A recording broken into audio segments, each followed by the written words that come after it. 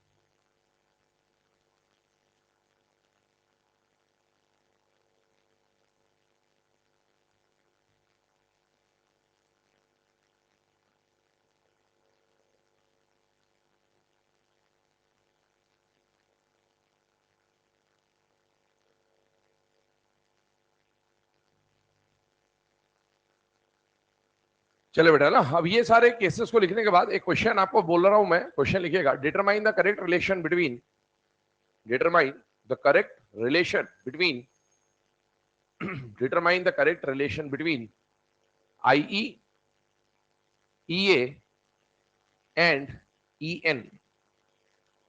Determine the correct relation between IE, EA and EN. Ionization energy, electron affinity and electronegativity. आपके सामने formula already लिखा हुआ है, यहां पर इतना समझ में आना चाहिए, जो एक्स लिखा हुआ है ये किसको रिप्रेजेंट कर रहा है बेटा, इलेक्ट्रोनेगेटिविटी को।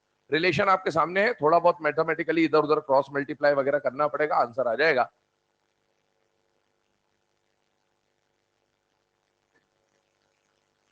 कौन सा आंसर करेक्ट है? सेकेंड वाला, ठीक है, बिल्कुल परफेक्ट है, सेकेंड वाला आंसर सही है। यहां से रिलेशन निकलेगा, जब आप इसको इधर क्रॉस मल्टीप्लाई करोगे तो 2 times of x will be IE plus EA, और आई को अपन उधर भेज देंगे तो 2x minus IE, 2x minus IE किसके बराबर हो जाएगा बेटा, EA के बराबर हो जाएगा। तो आप डायरेक्टली मैथमेटिक्स से इसको सॉल्व कर सकते हैं, ठीक है। चलिए अब आगे बढ़ते हैं।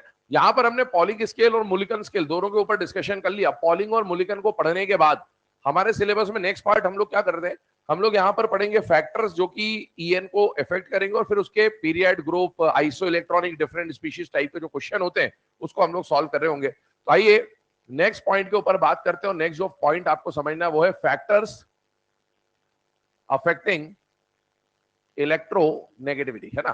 फैक्टर्स अफेक्टिंग इलेक्ट्रोनेगेटिविटी की अगर हम लोग बात करें बेटा, तो सबसे पहला फैक्टर याद करिए, जब भी पीरियड का क्वेश्चन आता है तो हम कौन सा फैक्टर पढ़ते आ रहे हैं शुरू से, जेड इफेक्टिव। जेड इफेक्टिव का इस्तेमाल कहां पर होगा बेटा, इन अ पीरियड। अच्छा मुझे बताइए, पीरियड में लेफ्ट टू राइट जाने पर जेड इफेक्टिव का काम तो आता ही आता है, लेकिन आई और ये में कॉन्फ़िगरेशन भी आता था, S2 P1 P3 P4 वगैरह वगैरह वगैरह। लेकिन यहां पर कल हमने बात कर रहा था कि EN does not depend on electronic configuration. इसका मतलब यहां पर सिर्फ एक फैक्टर काम में आएगा, और वो फैक्टर कौन सा होगा बेटा, Z effective. Left to right जाने पर जेड इफेक्टिव बढ़ेगा, जेड इफेक्टिव बढ़ने का मतलब है अट्रैक्शन बढ़ेगा, और बेटा इलेक्ट्रॉन के जो शेयर्ड इलेक्ट्रॉन है उसको अपनी तरफ अट्रैक्ट करने के पावर को ही तो क्या बोला जाता है, EN। इसका मतलब है लेफ्ट टू राइट जाने पर EN की वैल्यू लगातार क्या होती जाएगी, बढ़ती जाएगी, ठीक है। ये ऑलरेडी हम लोगों ने मुलिकन स्केल, पॉलिंग स्केल जब कल पढ़ा था तो उसकी वैल्यू भी आप देख सकते हैं, 1, 1.5, 2, 2.5, 3, 3.5, 4 ऐसी वैल्यू आपको मिली थी। आइए सेकंड पॉइंट पे, सेकंड पॉइंट कौन सा बेटा, ग्रुप का। और ग्रुप में जो फैक्टर हम लोग यूज करते हैं वो या तो शेल नंबर बोल दें या उसे एटॉमिक रेडियस बोल दें। ये फैक्टर कहां पर यूज आएगा बेटा, ग्रुप में। ये बात बताइए, टॉप टू बॉटम अगर हम ग्रुप में जाते हैं तो टॉप टू बॉटम ग्रुप में जाने पर एटॉमिक रेडियस या शेल नंबर क्या होगा बेटा, बढ़ेगा। शेल नंबर बढ़ेगा तो डिस्टेंस बढ़ेगा, डिस्टेंस बढ़ेगा तो अट्रैक्शन कम, और अट्रैक्शन कम मतलब इलेक्ट्रॉन के शेयर पेड़ को खींचने का पावर कम हो जाएगा, और उसी पावर को हम लोग क्या बोलते हैं बेटा, इलेक्ट्रोनेगेटिविटी। तो यहां पर EN डिक्रीज हो रहा होगा। तीसरा पॉइंट क्या आता है बेटा, याद करिए, जब भी आपको आइसो इलेक्ट्रॉनिक स्पीशीज दिया जाए, और या फिर जब भी आपको different species of same element दिया जाए, अब याद हो जाना चाहिए, इसके बाद दोबारा सुनने को नहीं मिलेगा आपको, ठीक है ना। Different species of same element मिल जाए तो बेटा आपको उस केस में एक ही फैक्टर, चांद सितारों से सजा हुआ, Z effective directly proportional to positive charge, inversely proportional to negative charge. अच्छा जेड इफेक्टिव और EN कैसे बेटा, डायरेक्टली प्रोपोर्शनल है, तो यहां पर भी मैं EN को कहां रख देता हूं बेटा, डायरेक्टली प्रोपोर्शनैलिटी पे रख देता हूं। ये फैक्टर यहां पर बन के आ जाएगा। तो ये तीन फैक्टर्स हैं जो हम लोग शुरू से पढ़ते आ रहे हैं, चाहे रेडियस रहा हो, चाहे IE रहा हो, चाहे EA रहा हो, चाहे EN रहा हो। अब ये याद हो जाना चाहिए, अब याद नहीं हुआ तो अगले साल याद करेंगे वापस से। इसके अलावा आते हैं फोर्थ फैक्टर पे, एक नया फैक्टर यहां पर देख रहे हैं, और वो फैक्टर है बेटा परसेंटेज S कैरेक्टर।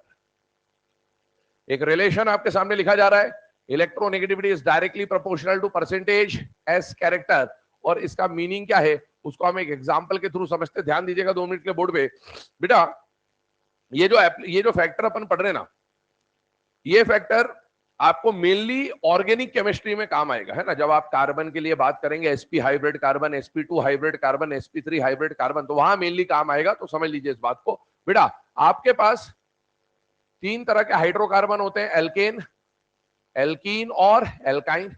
इनके ऊपर बात करें, जिसमें से आप जानते हैं एल्केन सैचुरेटेड हाइड्रोकार्बन होता है, मतलब कार्बन कार्बन का वहां पर क्या होता है बेटा, सिंगल बॉन्ड। बाकी जो हाइड्रोजन है उसको अपन ने बस ऐसे डैश करके दिखा दिया, अपने को सिर्फ कार्बन पे फोकस करना है फिलहाल पे।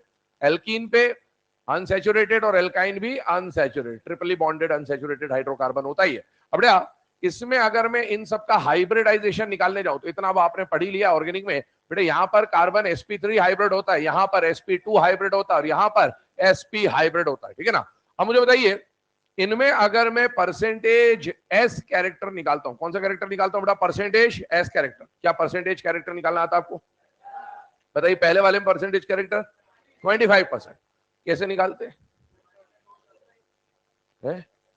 स्कूल में परसेंटेज निकाले होंगे मार्क्स के, marks obtained upon total marks into 100, यही फॉर्मूला होता है। तो यहां पर अपने को किसका कैरेक्टर निकालना है, एस ऑर्बिटल का। टोटल ऑर्बिटल कितने, एक एस और 3 पी, 4, 4 में से एस कितना, एक। तो जिसका कैरेक्टर निकालना है वो अपॉन में टोटल इंटू 100। जब इसको सॉल्व करोगे तो कितना आएगा, 25%, ठीक है ना। तो अभी मैं इसको हटा देता हूं, मैं डायरेक्टली लिख देता हूं 25% एस कैरेक्टर। यहाँ टोटल 3 है ऑर्बिटल, 3 में से एस कितना, एक। तो 1/3 इंटू 100, 33.3% एस कैरेक्टर। और यहाँ टोटल 2 ऑर्बिटल है, उनमें से एस एक है, 1/2 इंटू 100, 50%। क्या आपको दिख रहा है लेफ्ट टू राइट जाने पर परसेंटेज एस कैरेक्टर बढ़ रहा है या कम हो रहा है बेटा, बढ़ रहा है। अगला बात सुनिएगा, बताइए पॉलिंग स्केल में हमने जो कल वैल्यूज लिखी थी वो किसके बेसिस पर डिफाइन हो रही थी, बॉन्ड एनर्जी के बेसिस पे, ठीक है। मुझे बताओ क्या कार्बन कार्बन के सिंगल बॉन्ड, कार्बन कार्बन के डबल बॉन्ड और कार्बन कार्बन के ट्रिपल बॉन्ड की बॉन्ड एनर्जी सेम होगी, अलग अलग होगी। अगर बॉन्ड एनर्जी अलग है तो जब उस फॉर्मूले में इसकी वैल्यू पुट करोगे, है तो कार्बन की ही बॉन्ड एनर्जी, लेकिन बॉन्ड एनर्जी अलग अलग है। सिंगल से ज्यादा स्ट्रॉन्ग डबल, डबल से ज्यादा स्ट्रॉन्ग ट्रिपल। जैसे ही आप इसकी वैल्यू वहां पुट करोगे फॉर्मूले में, इसकी वैल्यू अलग है, इसकी अलग है, इसकी अलग है, और फॉर्मूला कॉमन है, तो बेटा इनका जो रिजल्ट निकल के आएगा वो भी अलग अलग निकल के आएगा। वहां पर याद करिए कल हमने पढ़ा था कसाई के ईएन की वैल्यू सेम होती थी, और कसाई के ईएन की वैल्यू कितनी होती थी, 2.5। उससे ज्यादा इसका फॉर्मूला, इसका जो बॉन्ड एनर्जी उस फॉर्मूले में पुट करते हैं ना, तो इसका वैल्यू निकल के आता है 2.75, और जब इसका वैल्यू पुट करते हैं बॉन्ड एनर्जी का तो निकल के आता है 3.25। आप देखिए जरा ध्यान से कि लेफ्ट टू राइट जाने पर जैसे जैसे परसेंटेज इस कैरेक्टर बढ़ रहा है, क्या आपको इलेक्ट्रोनेगेटिविटी की वैल्यू भी बढ़ते हुए दिख रही है बेटा, हाँ। क्या ये इलेक्ट्रोनेगेटिविटी की वैल्यू कार्बन की है या नहीं है, ये भी कार्बन की है, ये भी कार्बन की है, मतलब सेम है। कल आपको एक पॉइंट लिखाया गया था, En is a relative term, it is not an absolute term।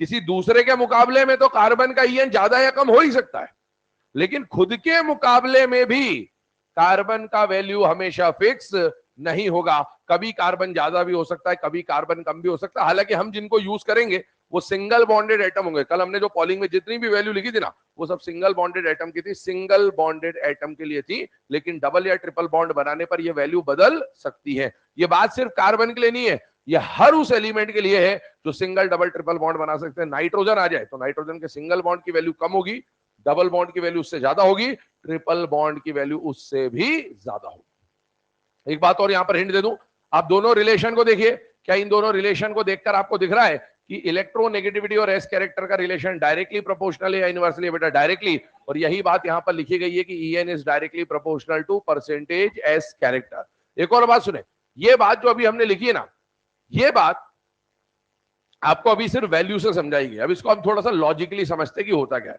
बेटा एक बात बताओ, किसी भी हाइब्रिड ऑर्बिटल में, हाइब्रिडेशन हम लोग आगे जाके पढ़ेंगे, बस एक हिंट ले लें बेटा, एस और पी में से न्यूक्लियस के ज्यादा क्लोज कौन होता है, एस। जैसे जैसे एस का कैरेक्टर बढ़ रहा है, इसका मतलब क्या ये बोल सकता हूं कि न्यूक्लियस से क्लोजनेस बढ़ रही है कि नहीं बढ़ रही है, बढ़ रही है। ये न्यूक्लियस के ज्यादा क्लोज होगा, ये न्यूक्लियस से थोड़ा दूर होगा। जो न्यूक्लियस के जितना ज्यादा क्लोज होगा, न्यूक्लियस से जितनी ज्यादा क्लोजनेस होगी, अट्रैक्शन का पावर उतना ही ज्यादा होगा। और उसी अट्रैक्शन के पावर को हम लोग क्या बोल रहे हैं बेटा, ईएन। तो जिसका एस कैरेक्टर ज्यादा वो न्यूक्लियस के ज्यादा क्लोज, जो न्यूक्लियस के ज्यादा क्लोज उसका अट्रैक्शन ज्यादा, और जिसका अट्रैक्शन ज्यादा, शेयर्ड पेयर को खींचने का पावर जिसका ज्यादा उसका ईएन भी ज्यादा। नोट डाउन करिए इन चारों बातों को।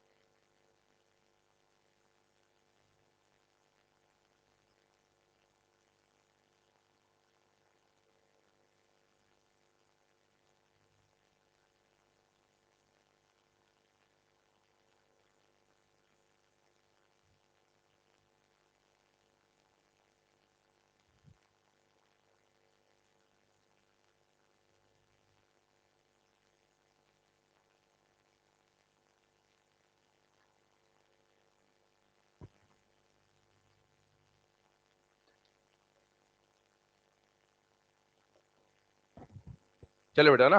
अब इसके बाद आगे बढ़ते हैं। ये सारे फैक्टर्स को देखने के बाद अब इसके ट्रेंड्स हम लोग बना रहे होंगे कि ट्रेंड्स क्या क्या हो सकते हैं, लेफ्ट टू राइट जाने पर, टॉप टू बॉटम जाने पर कैसे कैसे क्वेश्चन बन सकते हैं, जो हम लोग शुरू से पढ़ते आ रहे हैं। तो यहां पर लिख देते हैं variations in electronegativity, variations in electronegativity, या फिर हम इसको बोल सकते हैं ट्रेंड्स इन इलेक्ट्रोनेगेटिविटी। सबसे पहले हम लोग जो डिस्कशन करेंगे वो क्या करेंगे बेटा, इन अ पीरियड। और पीरियड में जनरली हमें सेकंड और थर्ड पीरियड पढ़ना है, और हम शुरू से पढ़ते आ रहे हैं कि आपको मैंने बोला जनरली पीरियड का जब भी क्वेश्चन आता है आपको तो या तो सेकंड पीरियड का या थर्ड पीरियड का या ज्यादा से ज्यादा फोर्थ पीरियड का आता है। सेकंड और थर्ड में पूछने का मतलब होता है सब के बारे में पूछना चाहता है, और फोर्थ पीरियड में पूछने का मतलब है सड़प के बारे में पूछना चाह रहा है। डी और एफ ब्लॉक का यहाँ कोई काम नहीं है, तो इसलिए हम केवल सेकंड और थर्ड पीरियड के ऑर्डर पढ़ेंगे। ध्यान से देखिएगा बेटा, अगर सेकंड पीरियड की बात की जाए तो मुझे बताइए सेकंड पीरियड में आने वाले एलिमेंट कौन कौन से हैं। Lithium, beryllium, boron, carbon, nitrogen, oxygen, fluorine और नियॉन। नियॉन नहीं लिख रहा हूं क्योंकि इनर्ट गैस है, कल बता दिया था इनर्ट गैस के लिए ईएन का वैल्यू 0 मान के चलेंगे, क्योंकि वो तो बॉन्ड ही नहीं बनाता, बॉन्ड नहीं बनाता तो एनर्जी कैलकुलेट करोगे कैसे, ठीक है। अच्छा, इसके अलावा अभी कुछ लिखना मत, यहां पर वैल्यू लिखूंगा मैं इनकी।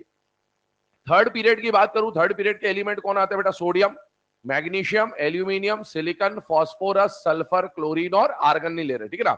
याद करिए left to right in period के लिए हमने कौन सा फैक्टर डिसाइड कर रखा है बेटा, शुरू से लेफ्ट टू राइट जाने पर कौन सा फैक्टर काम में आता है, जेड इफेक्टिव। क्या लेफ्ट टू राइट जाने पर जेड इफेक्टिव बढ़ेगा तो अट्रैक्शन बढ़ेगा या कम होगा बेटा, बढ़ेगा। और अट्रैक्शन बढ़ेगा तो बताइए क्या ईएन का वैल्यू बढ़ेगा या कम हो जाएगा बेटा, बढ़ेगा। तो लेफ्ट टू राइट जाने पर ईएन का वैल्यू भी बढ़ेगा, ठीक है। इसमें कोई एक्सचेंज होगा या नहीं होगा, नहीं होगा।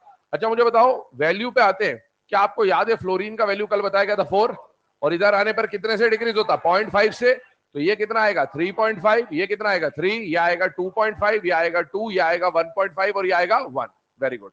अच्छा मुझे बताइए डाउन द ग्रुप जाने पर ईएन बढ़ता है या कम होता है, कम होता है। तो ये 1 है तो ये कितना है 0.9। अब कल आपको इसका भी तरीका बताया था कि 0.3 से चेंज होगा, कितने चेंज होगा 0.3। तो लेफ्ट टू राइट जाने पर 0.3 से बढ़ा दो 1.2, 1.5, 1.8, 2.1। यहां तक तो बात समझ में आती है। इसके बाद कसाई का ईएन बराबर, तो यहां कितना आ जाएगा 2.5, और नकल का ईएन बराबर यहां क्या आ जाएगा 3। क्या ये बात समझ में आ गई सबको। ये तो बात हुई बेटा इना पीरियड के बारे में। सेकंड हम लोग जो वेरिएशन पढ़ने वाले वो पढ़ने वाले इना ग्रुप। तो इना ग्रुप की अगर मैं बात करूं तो ग्रुप में देखो क्या क्या कंडीशन आती है। सबसे पहले या इधर लिख देता हूं मैं, ग्रुप में जो कंडीशन आती है आइए उसके ऊपर बात करते हैं। तो ग्रुप में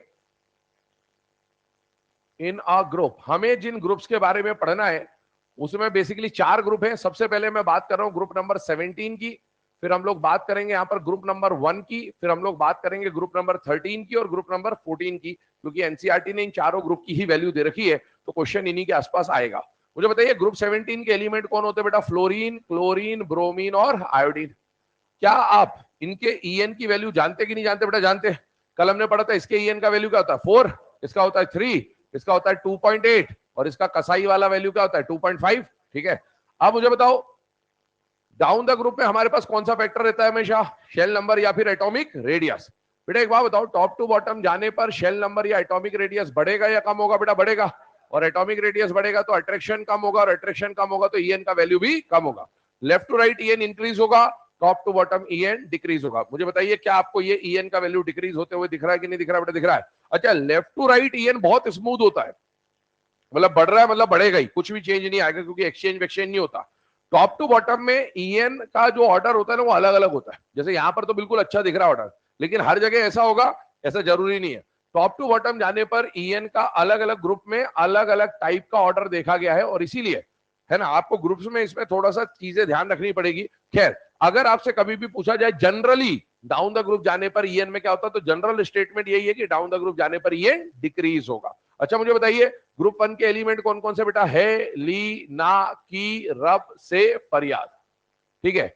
इसका मैं ऑर्डर नहीं बना रहा हूं, यहां पर वैल्यू दिख रही है तो ऑर्डर अपने को समझ ही आ जाएगा कि कौन ज्यादा है और कौन कम है। मुझे बताइए हाइड्रोजन के ईएन का वैल्यू क्या था बेटा 2.1, इसका कितना था 1, इसका कितना था 0.9, इनका कितना था 0.8 बराबर थे ये दोनों, और उसके बाद कितना था बेटा 0.7 और 0.7। आप देखो इस ग्रुप में भी क्या डाउन द ग्रुप जाने पर जनरली ईएन डिक्रीज होता हुआ दिख रहा है कि नहीं दिख रहा बेटा, दिख रहा है। बीच बीच में बराबर भी दिख रहा है, लेकिन डाउन द ग्रुप जाने पर ईएन क्या हो रहा है बेटा, डिक्रीज हो रहा है। हालांकि जिनका ये बराबर दिख रहा है ना ये एग्जैक्टली बराबर नहीं है, कल भी मैंने आपको ये बात बोली थी, अप्रोक्सीमेटली सिमिलर है। लेकिन एग्जाम में जब क्वेश्चन आएगा तो आपको तो एनसीईआरटी ने 0.8 दे रखा है, तो आपको तो 0.8 याद होना चाहिए। ठीक है, अब सुनिए, इसके अलावा बढ़ते हैं ग्रुप नंबर 13 पे। बहुत ध्यान सुनना, क्या मैं आपको बार बार बोल चुका हूं, ग्रुप 13 का कोई भी ऑर्डर आ जाए उसको इंपॉर्टेंट मान के चलना है। क्यों मान के चलना है? एकमात्र ऐसा ग्रुप जहां दोनों कॉन्ट्रैक्शंस लगते हैं, वो कौन सा ग्रुप होता है बेटा? Group number 13। मेंबर्स की बात करें, बैंगन, आलू, गाजर इन थैला।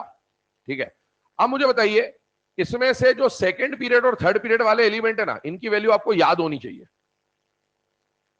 क्योंकि ये तो हमने पूरे पॉलिंग में लिखा ही है। बताइए, बोरॉन का वैल्यू कितना दिख रहा है? 2।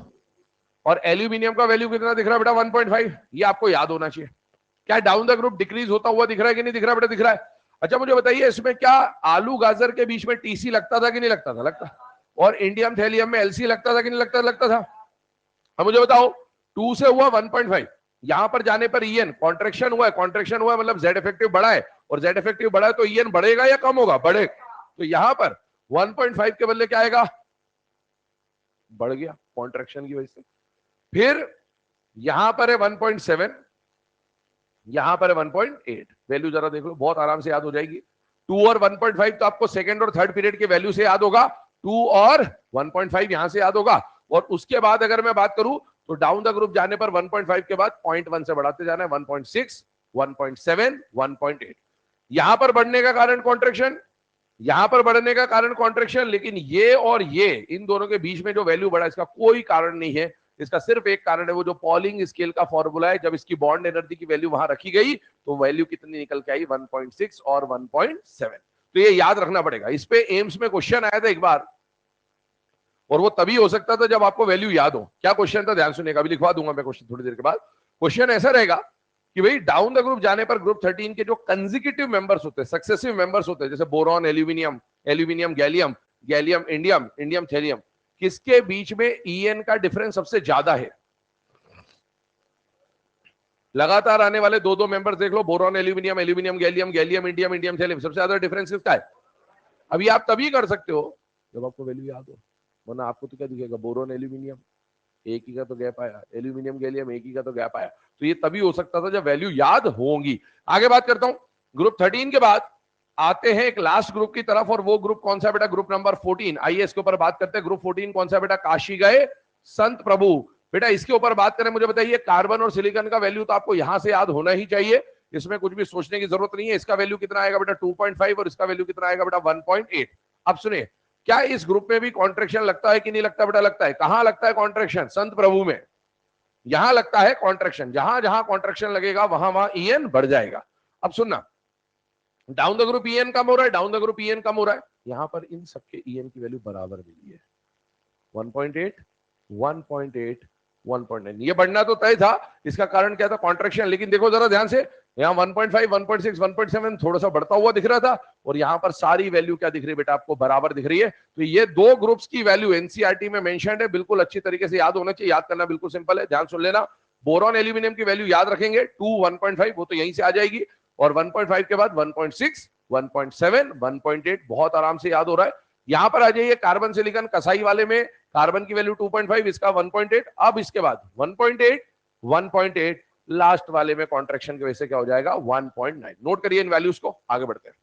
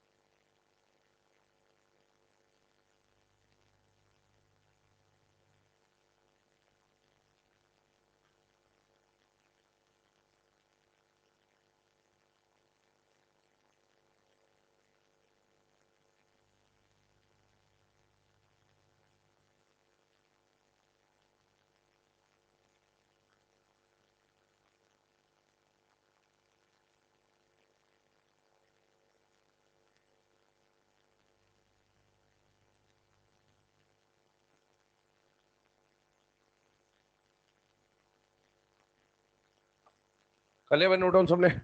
चलिए अब आगे बढ़ते हैं इसमें, है ना।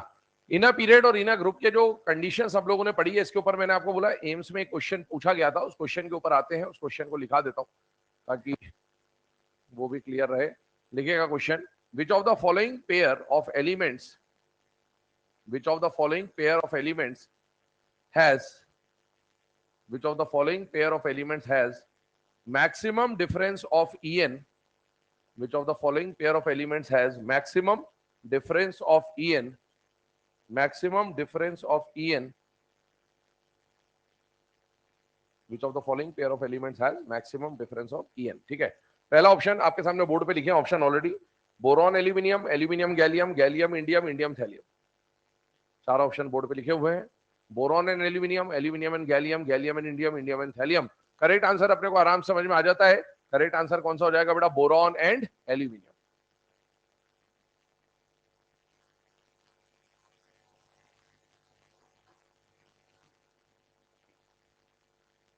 अच्छा मुझे एक बात बताओ, अब ये जो बात अपन ने बोरॉन और एल्यूमिनियम के लिए करी है ना, इधर देखो, इस ग्रुप को देखो, ग्रुप 14 को देखो। यहां पर अगर मैं दो कंसेक्यूटिव मेंबर्स की बात करूं, लगातार आने वाले, carbon silicon, silicon germanium, germanium SN, SN PB, बताइए मैक्सिमम डिफरेंस किसके बीच में? कार्बन सिलिकॉन दिख रहा है आराम से? मुझे बताइए यहां पर hydrogen lithium, lithium sodium, sodium potassium, potassium rubidium, rubidium caesium, caesium francium, maximum difference किसके बीच में बेटा? Hydrogen lithium. यहां पर fluorine, chlorine, chlorine bromine, bromine iodine, maximum difference किसके बीच में बेटा? Fluorine, chlorine. क्या एक ट्रेंड या पैटर्न समझ में आ रहा है आपको? अगर दो लगातार आने वाले एलिमेंट्स की बात कर रहा हो किसी ग्रुप में, तो सबसे ज्यादा डिफरेंस दो लगातार आने वाले मेंबर्स में, ग्रुप का पहला दूसरे में होगा, दूसरे तीसरे में होगा, तीसरे चौथे में होगा, चौथे पांचवे में किसमें होगा? पहले और दूसरे मेंबर में। यही बात यहां पर पूछी गई है। अब ये बात ग्रुप 13 के लिए पूछ ले, चाहे ग्रुप 17 के लिए पूछ ले, चाहे ग्रुप 1 के लिए पूछ ले, चाहे ग्रुप 14 के लिए पूछ ले, आंसर पहला और दूसरा मेंबर ऑफ द ग्रुप रहने वाला है। ये बात ध्यान रखिएगा। चलिए अब आगे बढ़ते हैं अगले केस की तरफ। क्वेश्चंस पे बात करते हैं। अभी देखो दो क्वेश्चन हम लोगों ने करे, ट्रेंड समझे, left to right in a period, top to bottom in a group. अब बाकी क्वेश्चंस की तरफ चलते हैं। क्वेश्चन लिखिएगा, determine the correct order of electronegativity. Question लिखिएगा, determine the correct order of electronegativity, determine the correct order of electronegativity. अब आपको टाइप पहचानना है और टाइप पहचान के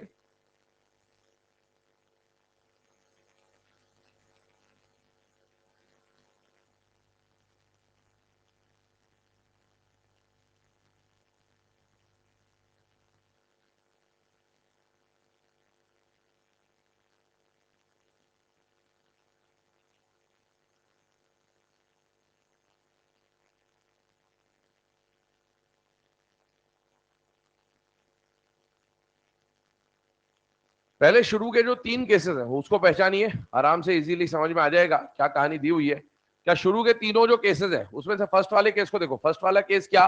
different species of same element है या नहीं बेटा? है। सेकंड वाले में आप क्या करोगे बताओ? सेकंड वाला क्या है? क्या है?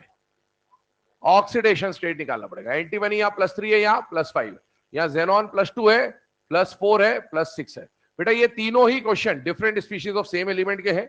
और different species of same element में हमेशा हमें कौन सा कॉन्सेप्ट लगाना बेटा? Z effective, directly proportional to positive, inversely proportional to negative and directly proportional to EN. इसका मतलब है इन सभी में जैसे जैसे पॉजिटिव चार्ज बढ़ता जा रहा है वैसे वैसे ईएन का वैल्यू भी बढ़ता जाएगा। इसके अलावा मुझे बताइए केस नंबर 4 को देखिए, केस नंबर 5 को देखिए, केस नंबर 6 को देखिए। इंडिविजुअली बताइए कौन कौन सा केस है बेटा? फोर्थ वाले को बताइए पहले। दो एडजेसेंट पीरियड और दो एडजेसेंट ग्रुप। क्या फिफ्थ और सिक्स भी वही है? यही हमने रेडियस में करे थे, यही आई में करे थे, यही ईए में करे और यही ईएन में करे। मुझे याद बताइएगा, थोड़ा सा ध्यान सुनिएगा। 4, 5, 6 वाला जो केस है यहाँ पर, दो एडजेसेंट पीरियड, दो एडजेसेंट ग्रुप, ऐसे क्वेश्चन अपन ने रेडियस में भी करे, आईई में भी करे, ईए में भी करे। याद करिए ऐसे क्वेश्चन को जब आप रेडियस में सॉल्व करते थे तो आपका सॉल्व करने के लिए फैक्टर क्या होता था? Shell number. Very good. अगर आप इसको आई में सॉल्व करते थे तो क्या फैक्टर था? Shell number. वहां भी वही था। आप इसको ईए में सॉल्व करते थे तो फैक्टर क्या था? जिसे इनर्ट गैस बनने के लिए कम इलेक्ट्रॉन चाहिए उसका ईए ज्यादा होगा। अब यहां पर आप किससे सॉल्व करोगे मुझे बताइए? यहां पर किससे सॉल्व करोगे? किससे सॉल्व करोगे? वैल्यू से। वैल्यू लिखी हुई है इनकी पहले से आपके पास। अरे ये जब भी क्वेश्चन आएगा सेकंड और थर्ड पीरियड का आएगा। हालांकि इसका सॉल्व करने का तरीका शेल नंबर ही है ना, शेल नंबर से कर सकते हो, लेकिन वैल्यू याद होनी चाहिए इनकी। ये सब सेकंड और थर्ड पीरियड के एलिमेंट है। कल पॉलिंग स्केल में हमने सेकंड और थर्ड पीरियड के हर एक एलिमेंट की वैल्यू लिखी थी। इवन यहां पर भी हमने सेकंड और थर्ड पीरियड के हर एक एलिमेंट की वैल्यू लिखी है। आपको दिया गया fluorine, chlorine, oxygen, sulphur, nitrogen, phosphorus, oxygen, sulphur, carbon, silicon, nitrogen, phosphorus, इनकी वैल्यू आपको पता है, तो उससे आप डायरेक्टली सॉल्व करेंगे। एक बात बताओ, इनको देखकर बताओ क्या फ्लोरीन मोस्ट इलेक्ट्रोनेगेटिव एलिमेंट है कि नहीं बेटा? है। तो सबसे मैक्सिमम पे आएगा फ्लोरीन, उसके पीछे ऑक्सीजन, उसके पीछे क्लोरीन और उसके पीछे सल्फर। ये ऑर्डर आ जाएगा बेटा इसका, ठीक है। यहां पर चलिए, यहां पर सबसे आगे जाएगा ऑक्सीजन, ऑक्सीजन के पीछे जाएगा नाइट्रोजन, के पीछे जाएगा सल्फर, के पीछे जाएगा फास्फोरस। यहां पर चलिए सबसे आगे नाइट्रोजन, फिर कार्बन, फिर फास्फोरस, फिर सिलिकॉन। ये ऑर्डर आ जाएगा। जरा इन ऑर्डर को आप देखें तो वैल्यू से भी हो जाएगा। और दूसरा सॉल्व करने का तरीका क्या देख सकते हैं आप? शेल नंबर देख सकते हैं। जिनका शेल नंबर कम है, जिनका शेल नंबर कम है, जिनका शेल नंबर कम है उनका ईएन ज्यादा है, और जिनका शेल नंबर ज्यादा है, जिनका शेल नंबर ज्यादा है उनका ईएन कम आएगा। लेकिन फिर भी मैं आपको यही बोलूंगा कि इसमें शेल नंबर के बजाय आप वैल्यू से करें। वैल्यू से सॉल्व क्यों करें? उसका कारण ये कि आपको सॉल्व करोगे वैल्यू से तो वैल्यूज याद हो जाएंगी, क्योंकि वैल्यूज की जरूरत आपको पड़ेगी आगे सिलेबस में। नोट करें इसे।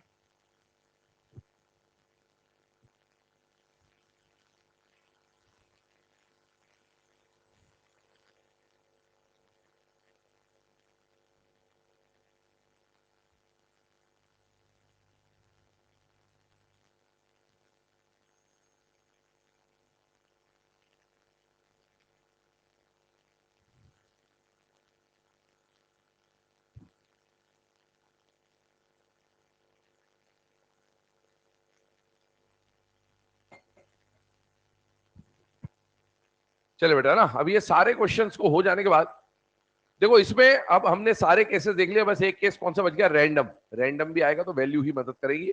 इधर हाइड्रोजन दे दे, फ्लोरीन दे दे, ये दे दे, वो दे दे, वैल्यू आपको पता है, वैल्यू से आप ऑर्डर बनाएंगे उसका, ठीक है। अब आगे बढ़ते हैं last part of the EN पे, और वो लास्ट पार्ट जो है वो है एप्लीकेशंस ऑफ इलेक्ट्रोनेगेटिविटी, है ना। काफी इंपॉर्टेंट पार्ट है। 6-7 एप्लीकेशंस हमें पढ़ने हैं। तो एप्लीकेशंस ऑफ इलेक्ट्रोनेगेटिविटी को वन बाय वन हम लोग स्टार्ट करते हैं। सबसे पहला जो एप्लीकेशन आपको पढ़ना है बेटा, बहुत सिंपल सा एप्लीकेशन है, that is metallic and non metallic character. Metallic and non metallic character, ठीक है। ध्यान सुनना, मेटालिक और नॉन मेटालिक कैरेक्टर की बात कर रहा हूं। यहां पर एक रिलेशन लिख रहा हूं मैं। वो रिलेशन क्या है कि metallic character is inversely proportional to electronegativity, और दूसरा रिलेशन में क्या लिख रहा हूं बेटा? Non metallic character is directly proportional to electronegativity. Very important point, ठीक है। एप्लीकेशन ये देखने में ऐसा लगेगा बिल्कुल हलवा एप्लीकेशन है, किसी काम का नहीं, एक लाइन में लिखा खत्म हो गया, लेकिन ये सबसे इंपॉर्टेंट एप्लीकेशन है, क्योंकि इस चैप्टर के एंड में इनके एप्लीकेशन में जो लास्ट एप्लीकेशन आएंगे वहां पर आपको हाइड्राइड, ऑक्साइड और हाइड्रोक्साइड के एसिडिक और बेसिक कैरेक्टर्स के बारे में पढ़ना है। और वो एसिडिक और बेसिक कैरेक्टर में यही एप्लीकेशन आपको काम में आएगा। ये जो हमने लिखा है इसका मतलब क्या है पहले उसको समझते हैं। मान लो एक एलिमेंट है ए बी, या एक कंपाउंड बना है ए बी, जहां पर इन दोनों के बीच में यहां पर बॉन्ड फॉर्मेशन है, शेयर्ड पेयर ऑफ इलेक्ट्रॉन। ये मुझे बताओ, मान लेते हैं बी का इलेक्ट्रोनेगेटिविटी क्या है? ज्यादा, और ए का इलेक्ट्रोनेगेटिविटी क्या है? कम। मुझे बताइए, जिसका इलेक्ट्रोनेगेटिविटी ज्यादा है वो इलेक्ट्रॉन खींचेगा या जाने देगा? खींचेगा। मतलब इलेक्ट्रॉन इधर जाएगा और ये अपनी तरफ से इलेक्ट्रॉन लेगा या जाने देगा? अब मुझे बताओ, मेटल की प्रॉपर्टी क्या होती है? इलेक्ट्रॉन गेन करने की या जाने देने की? अब मुझे बताओ, इनमें से कौन इलेक्ट्रॉन जाने दे रहा है? ए। इसका मतलब है ये इलेक्ट्रॉन लूज कर रहा है, मतलब इसका कैरेक्टर कौन सा होगा? Metallic character. और जिसका ईएन कम होगा वो कौन सा कैरेक्टर दिखाएगा? Metallic character. तो ज्यादा मेटालिक कैरेक्टर होने के लिए इलेक्ट्रोनेगेटिविटी का वैल्यू क्या होना चाहिए? कम होना चाहिए। अच्छा, जिसका ईएन ज्यादा है वो इलेक्ट्रॉन जाने देगा या इलेक्ट्रॉन गेन करेगा? गेन करेगा। और इलेक्ट्रॉन गेन करने की प्रॉपर्टी किसकी होती है? नॉन मेटल्स की। तो नॉन मेटालिक कैरेक्टर दिखाएगा कब? ज्यादा नॉन मेटालिक कब होगा? जब ज्यादा इलेक्ट्रॉन गेन करेगा। और ज्यादा इलेक्ट्रॉन गेन कब करेगा? जब इलेक्ट्रोनेगेटिविटी क्या होगी? ज्यादा। इसका मतलब है इन दोनों का रिलेशन कैसा आएगा? Directly proportional. आगे बढ़ते हैं दूसरे एप्लीकेशन की तरफ, ध्यान से देखिएगा। दूसरा एप्लीकेशन आ जाता है naming of inorganic compounds. Naming of inorganic compounds, ठीक है। इनऑर्गेनिक कंपाउंड्स के नॉमेनक्लेचर के बारे में हम लोग बात कर रहे हैं। ध्यान सुनिएगा, इसमें क्या पॉइंट आता है, ध्यान सुने। नाम जब भी आप लिखोगे तो नाम में दो चीजें होंगी, एक तो प्रीफिक्स होगा और एक सफिक्स होगा, है ना। दो चीजें तो आनी है, जैसे नाम और सरनेम आएगा वैसी बात है। तो आपको प्रीफिक्स और सफिक्स देखने को मिलेगा। जिसकी इलेक्ट्रोनेगेटिविटी कम होती है उसका नाम हमेशा पहले लिखा जाएगा, प्रीफिक्स में लिखा जाएगा। और जिसका ईएन ज्यादा होता है उसका नाम हमेशा सफिक्स में लिखा जाएगा। जैसे एग्जाम्पल की बात करूं तो ध्यान से देखिएगा, पहला एग्जाम्पल आपके सामने लिखा जा रहा है ICL और एक एग्जाम्पल आपके सामने लिखा जा रहा है OF2। अब मेरी बात सुनना, क्यों ऐसा है कि जिसका EN कम है उसका नाम पहले लिखते हैं और क्यों ऐसा है कि जिसका EN ज्यादा उसका नाम बाद में लिखते हैं? ऐसा क्यों नहीं करते कि पहले इसको लिख दो बाद में इसको लिख दो? तो उसका कारण समझ लेना। एक्चुअल में जूनियर क्लासेस से आप नेमिंग पढ़ते हुए आ रहे हैं, बस उसको याद दिला दूं थोड़ा सा आपको। बेटा कंपाउंड लिख रहा हूं आपके सामने NaCl, मुझे बताइए इस कंपाउंड का नाम क्या लिखते हो? सोडियम क्लोराइड लिखते हो कि क्लोराइड सोडियम लिखते हो? सोडियम क्लोराइड लिखते हो। IUPAC ने ये रूल डिफाइन कर रखा है कि जिसके ऊपर भी पॉजिटिव चार्ज आ रहा होगा, जो कैटायनिक होगा, है ना, उसका नाम कैसे लिखा जाएगा? पहले, और जो एनायनिक होगा उसका नाम क्या लिखा जाएगा? बाद में। अब मुझे बताओ, अगर किसी का EN कम है, दो एटम में से किसी का EN कम है, तो इलेक्ट्रॉन लेगा या जाने देगा? जाने देगा। तो इस पे क्या आएगा? प्लस। और इस पे क्या आएगा?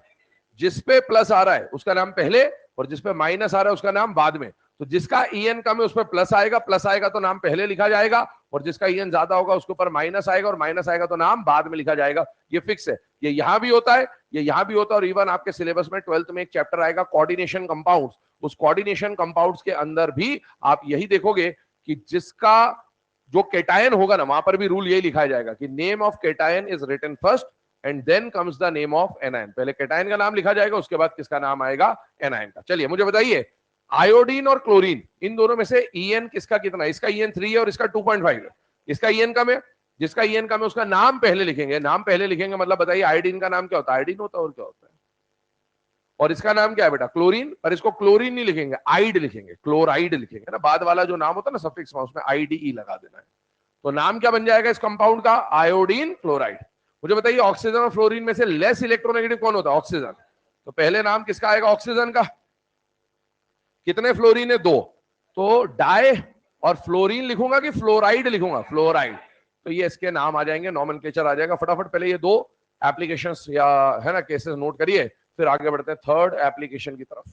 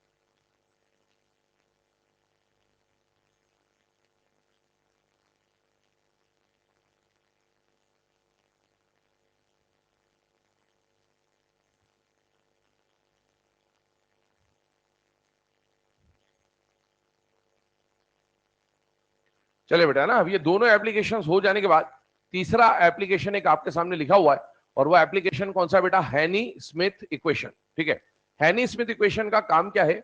आपके सामने एक पॉइंट लिखा हुआ है बेटा, परसेंटेज आयनिक कैरेक्टर। ठीक है, किसी भी कंपाउंड में कितना परसेंटेज आयनिक कैरेक्टर है या कितना परसेंटेज कोवेलेंट कैरेक्टर है, उसको निकालने के लिए हम इस इक्वेशन की मदद लेंगे। इक्वेशन क्या है? 16 mod of XA minus XB, या ऐसा बोल दो 16 into difference of electronegativity plus 3.5 into square of difference in electronegativity. ठीक है, अब होता क्या है, एक लाइन हम लोग केमिकल बॉन्डिंग में बार बार यूज करेंगे। अगर आपने पहले पढ़ रखा है तो हो सकता है आपने सुना भी हो कि दुनिया का कोई भी कंपाउंड बेटा 100% ना तो आयनिक होता है और ना ही 100% कोवेलेंट होता है। हर आयनिक कंपाउंड में थोड़ा बहुत कोवेलेंट कैरेक्टर होता ही है, और हर कोवेलेंट कंपाउंड में थोड़ा बहुत आयनिक कैरेक्टर होता ही है। अब ध्यान सुनिएगा, मुझे बताइए यहां पर आयनिक कैरेक्टर का ये जो फॉर्मूला लिखा हुआ है, इसके बेसिस पे हम लोग बात कर रहे हैं। मैं क्वेश्चन आपको दे रहा हूं, determine the percentage ionic character, और इसके अंदर दो केसेस आपको दिए जा रहे हैं, एक तो CSF और एक दिया जा रहा है आपको HF। ये कैलकुलेट करना है आपको। इसके लिए आपको किसकी जरूरत पड़ेगी? इनके इलेक्ट्रोनेगेटिविटी की। बेटा सीजियम को अगर A मान लो और फ्लोरीन को B मान लो, एक बात ध्यान सुन लेना, जब भी आप ये डिफरेंस निकालोगे ना, डिफरेंस निकालते वक्त यहां डिफरेंस के अलावा और भी बाकी जगह भी डिफरेंस आएगा। मैं XA XB में लिख दूं या XB माइनस XA लिख दूं, बात एक ही है। जब भी यहां पर या आगे पूरे सिलेबस में आपको दो एलिमेंट के इलेक्ट्रोनेगेटिविटी का डिफरेंस निकालना होगा ना, हमेशा आपको higher electronegativity minus lower electronegativity करना है। ए या बी से आपको कोई मतलब नहीं, आपको हमेशा हायर माइनस लोअर, मतलब जो डिफरेंस ऑफ EN आना चाहिए वो हमेशा पॉजिटिव आना चाहिए। इस बात को हमेशा ध्यान रखें। मैंने वैसे तो मॉड लगा दिया है, उससे काम चल जाएगा, लेकिन मॉड ना भी लगाएं तो आप ये दिमाग में फिट कर लीजिए, जब भी किसी दो एलिमेंट के EN का डिफरेंस निकालते हो तो हमेशा higher value minus lower value आपको करनी होगी। इस बात को हमेशा ध्यान रखें। मुझे बताइए फ्लोरीन के इलेक्ट्रोनेगेटिविटी की वैल्यू कितनी होती है बेटा? 4, और सीजियम की 0.7। तो इन दोनों का जो भी डिफरेंस है उसको यहां रखिए, मल्टीप्लाई बाय 16 करिए, प्लस इनका जो भी डिफरेंस है उसका स्क्वायर निकालिए, मल्टीप्लाई बाय 3.5 करिए, कुछ ना कुछ वैल्यू आपको मिलेगी और सेम आपको HF के साथ करना है। सॉल्व करिए फटाफट, है ना। ट्राई कर ले। यहां पर इधर वाले, इधर सुनो, ये वाली रो वाले CSF निकाल लो, उधर वाले HF निकाल लो, है ना। दोनों को सॉल्व कर लो ताकि फटाफट सॉल्व हो जाएगा।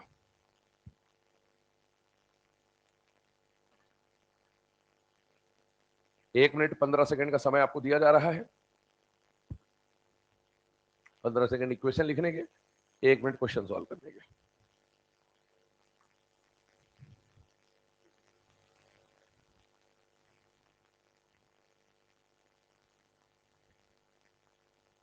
कैलकुलेशन फटाफट करेंगे, गलत हो जाए होने दो, कोई परेशानी नहीं है, लेकिन जब तक गलत नहीं करेंगे तब तक स्पीड मेंटेन नहीं हो पाएगी। इसीलिए फटाफट सॉल्व करने की तैयारी करें, प्रैक्टिस करें, क्योंकि एग्जाम में 1 मिनट से भी कम का समय आपको मिलता है एक्चुअल में। धीरे धीरे हैबिचुअल होंगे तो बढ़िया रहेगा। कितना गलत है? 91 अप्रोक्स सही है, 90.9 समथिंग आएगा।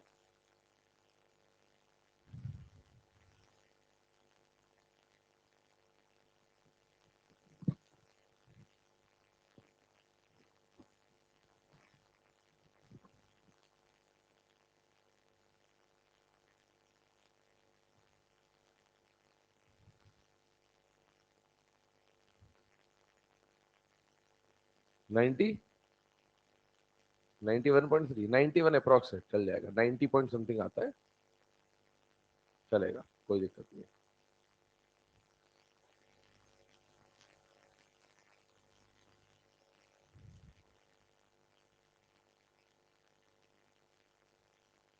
HF वालों,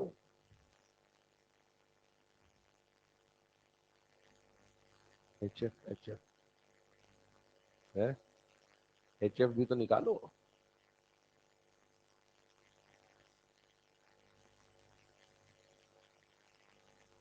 तो ये क्या हथकड़ी लगा घूम रहा है? 90 वो हो गया, CSF हो गया, HF भी निकालना है। CSF का 91% अप्रोक्स लिख लो। कितना? 43% अप्रोक्स, सही है। पहले वाले का CSF का 91% अप्रोक्स लिख लेना आंसर, और HF का 43% अप्रोक्स आएगा, है ना। तो ये दोनों वैल्यूज लिख लीजिएगा आप। कैलकुलेशन एक बार घर पे जाके ट्राई भी कर लेना, ठीक है। तो 91% एंड 43%। अब देखो एक बात समझना, अगर CSF का आयनिक कैरेक्टर अप्रोक्सीमेटली 91% आ रहा है और HF का आयनिक कैरेक्टर अप्रोक्सीमेटली 43% आ रहा है, ध्यान सुनना, किसी भी कंपाउंड में जो कैरेक्टर होगा वो ओवरऑल तो 100% होगा, पर उस 100% कैरेक्टर में से आयनिक का कैरेक्टर कितना है? 91%। तो बचा हुआ कैरेक्टर कौन सा होगा बेटा? Covalent character. अब मुझे बताओ आयनिक और कोवेलेंट में से डोमिनेटिंग कैरेक्टर कौन सा आ रहा है? आयनिक। और इसीलिए हम बोल देंगे कि CSF कैसा कंपाउंड है बेटा? आयनिक कंपाउंड है। मुझे बताइए यहां पर आयनिक कैरेक्टर कितना आ रहा है बेटा? 43%। तो बचा हुआ जो 57% है ना, वो कौन सा कैरेक्टर होगा? कोवेलेंट। तो मुझे बताइए इसमें डोमिनेटिंग नेचर कौन है? आयनिक या कोवेलेंट? कोवेलेंट। और इसीलिए इसको क्या माना जाएगा? कोवेलेंट। और यही बात कल हमने आसान तरीके से समझी थी। कल हमने ये बोला था, या प्रीवियस हमने ये बोला था कि बेटा मेटल और नॉन मेटल का बनने वाला कंपाउंड आयनिक हुआ करता है, और नॉन मेटल का बनने वाला कंपाउंड कोवैलेंट हुआ करता है। याद करो कल इनकी नियत में खोट आ गई थी, यही तो दोनों थे, यही तो थे, है ना? हाँ, चलिए लिख लिया बेटा सबने। अच्छा, CSF जो है ना, ध्यान सुनना, दुनिया में जितने भी आयनिक कंपाउंड मिलते हैं उनमें से सबसे ज्यादा आयनिक अगर कोई है तो कौन है बेटा? CSF। कभी भी क्वेश्चन आ जाए एग्जाम में, most ionic compound, answer is CSF। अब देखो, CSF सबसे ज्यादा आयनिक है, फिर भी इसके अंदर कितना आयनिक कैरेक्टर है? 91। ये भी 100 ही है, जो सबसे ज्यादा आयनिक है जब उसी में 100% आयनिक नहीं है। इसीलिए तो हम ऐसा बोलते हैं कि दुनिया का कोई भी कंपाउंड हो ना, उसमें 100% आयनिक कैरेक्टर हो सकता है, ना उसमें 100% कोवैलेंट कैरेक्टर हो सकता है। हर आयनिक कंपाउंड में थोड़ा बहुत कोवैलेंट कैरेक्टर और हर कोवैलेंट कंपाउंड में थोड़ा बहुत आयनिक कैरेक्टर आपको मिलेगा ही मिलेगा। चलिए आगे बढ़ते हैं। इसके बाद 3 एप्लीकेशंस के बाद चौथे एप्लीकेशन पे मूव करते हैं बेटा। और चौथा एप्लीकेशन जो आपको पढ़ना है वो है स्टीवेंसन शूमेकर फॉर्मूला।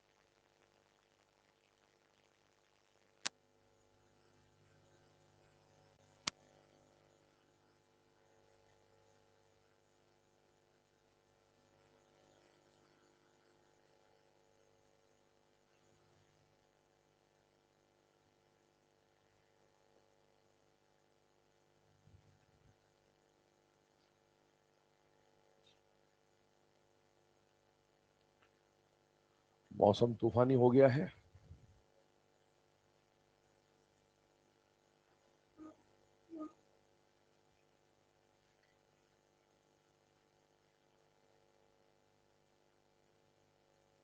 कल क्लासेस है आप लोगों की, पता है? सैटरडे छुट्टी रहेगी ना, कल क्लासेस रहेगी, सैटरडे ऑफ रहेगा आपका, हमेशा नहीं, इस वीक के।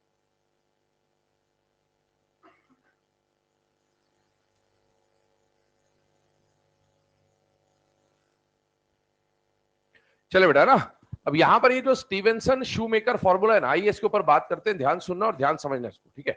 सबसे पहली बात, ये जो स्टीवेंसन शूमेकर फॉर्मूला है इसके बारे में हम कुछ पॉइंट यहां पर समझने की कोशिश कर रहे हैं। वो क्या है एक्चुअल में? जब हमने रेडियस टॉपिक पढ़ा था ना, इधर ध्यान देना सभी लोग, है ना, जब हमने रेडियस टॉपिक पढ़ा था तो हम बार बार कुछ इस तरह का डायग्राम बनाया करते थे।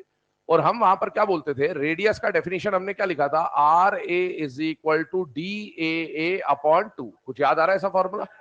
हम लोग इसको डिफाइन कैसे करते थे? Radius is defined as 1/2 of the inter nuclear distance between two similar adjacent bonded atoms. हम लोग वहां पर 2 एटम लेते थे, पर दोनों एटम कैसे लेते थे? सेम। और इन दोनों एटम का हम लोग क्या निकालते थे? न्यूक्लियस से न्यूक्लियस का डिस्टेंस, और इस डिस्टेंस को हम लोग इंटर न्यूक्लियर डिस्टेंस या फिर बॉन्ड लेंथ भी बोल सकते थे। और ये डिस्टेंस को हम लोग किससे डिफाइन करते थे? डीए से। ये जो डी आता था, इसको जब आधा कर देते थे तो ये जो वैल्यू आती थी, ये क्या बताता था? रेडियस। ध्यान सुनना, ये बात कब की है? जब हमने ईएन नहीं पढ़ा हुआ था। उस समय मैंने आपको ये बात बोली भी थी कि बेटा यहां पर अभी हम दोनों एटम को क्या मान के चलेंगे? सिमिलर। लेकिन जरूरी नहीं कि हमेशा 2 सेम एटम के बीच में बॉन्ड बने, 2 डिफरेंट एटम के बीच में भी बॉन्ड बन सकता है। लेकिन उस समय तक हमें ईएन का कॉन्सेप्ट नहीं पता था, इसलिए हम इस पे बात नहीं कर सकते थे। अब जरा ईएन पे इसको तोलेंगे, आपको सारी चीजें समझ में आ जाएगी। बेटा एक बात बताओ, इसको इधर मल्टीप्लाई कर दूं तो क्या मुझे इंटर न्यूक्लियर डिस्टेंस डी का value 2 times of R A मिल जाएगा कि नहीं मिल जाएगा? बड़ा मिल जाएगा।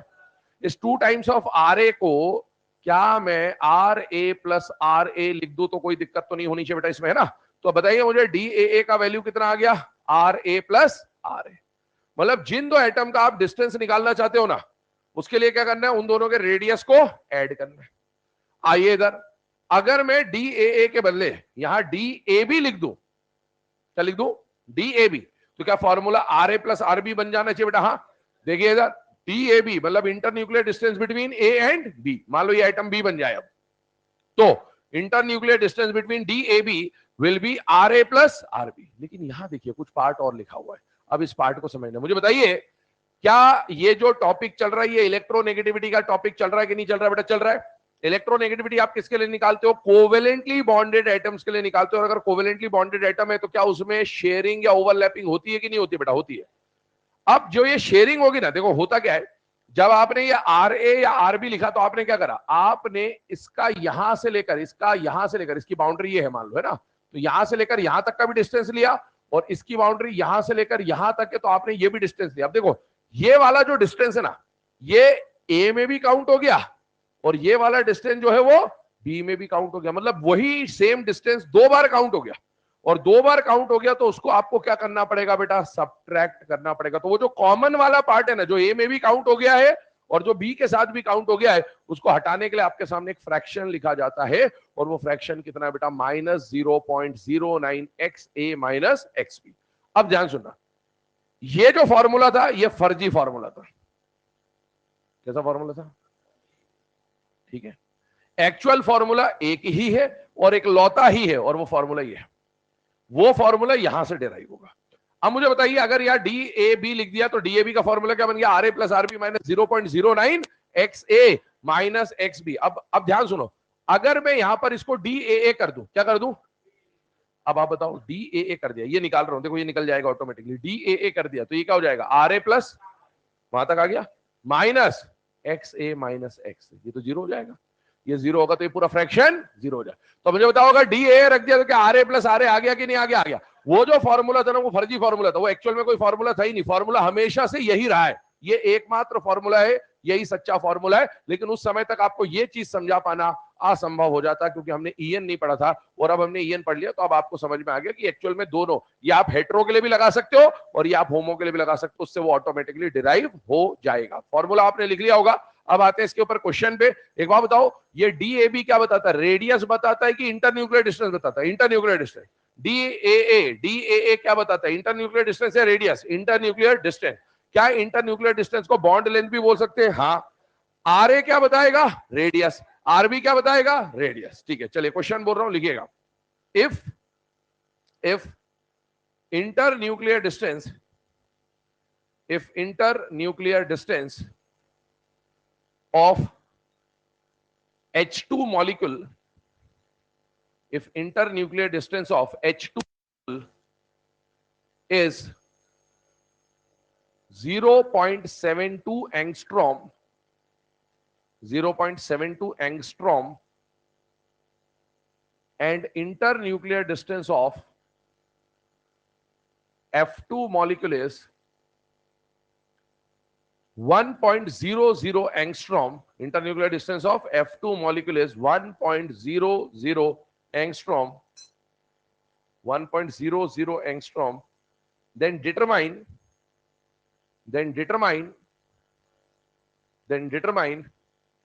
the internuclear distance of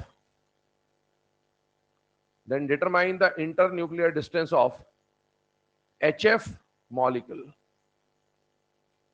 Then determine the internuclear distance of HF molecule. जरा ध्यान से देखिएगा, क्वेश्चन आपको जो दे रखा है उसको एक बार समझिए और देखिए क्या हो रहा है। बेटा आपको बोल रखा है H2 का इंटरन्यूक्लियर डिस्टेंस, मतलब DHH दे रखा है, वो कितना दे रखा है? 0.72, और आपको बोल रहा है F2 का इंटरन्यूक्लियर डिस्टेंस जो कि DFF है, वो कितना दे रखा है? 1, और आपको बोला है इंटरन्यूक्लियर डिस्टेंस बिटवीन HF निकालना है। बेटा HF का फॉर्मूला क्या बनेगा? HF का फॉर्मूला क्या बनेगा? R of H plus R of F minus 0.09 XH minus XF। मुझे यहां पर किसकी जरूरत है बेटा? R of H की। मुझे यहां क्या दे रखा है? DHH। क्या मैं इसकी मदद से R of H निकाल सकता हूं बेटा? हाँ। और उसको निकालने के लिए मुझे क्या करना पड़ेगा? इसका हाफ करना पड़ेगा। DAA का हाफ करने पर RA मुझे मिल जाएगा, DBB का हाफ करने पर मुझे R of B मिल जाएगा। इसको सॉल्व करेंगे तो बेटा 0.72 अपॉन 2 कर दिया तो ये कितना आ जाएगा बेटा? 0.36 एंगस्ट्रॉम आ जाएगा। और यहां पर अगर मैं बात करूं, मुझे रेडियस ऑफ फ्लोरीन चाहिए, तो मुझे इंटरन्यूक्लियर डिस्टेंस ऑफ F2 को हाफ करना पड़ेगा, और इसको जब मैं हाफ करूंगा तो 0.50 एंगस्ट्रॉम आ जाएगा। अब मेरे पास रेडियस ऑफ हाइड्रोजन की वैल्यू आ चुकी है, रेडियस ऑफ फ्लोरीन की वैल्यू आ चुकी है, उसको पुट करिए, आपके पास आंसर आ जाएगा। तो बस वैल्यू पुट कर लो, कैलकुलेशन वैल्कुलेशन करते रहना आराम से, उसमें टाइम वेस्ट नहीं करेंगे। वैल्यू सब्स्टिट्यूट कर ले, कैलकुलेशन घर पे कर लेना आराम से, जो भी आ रहा है ठीक है।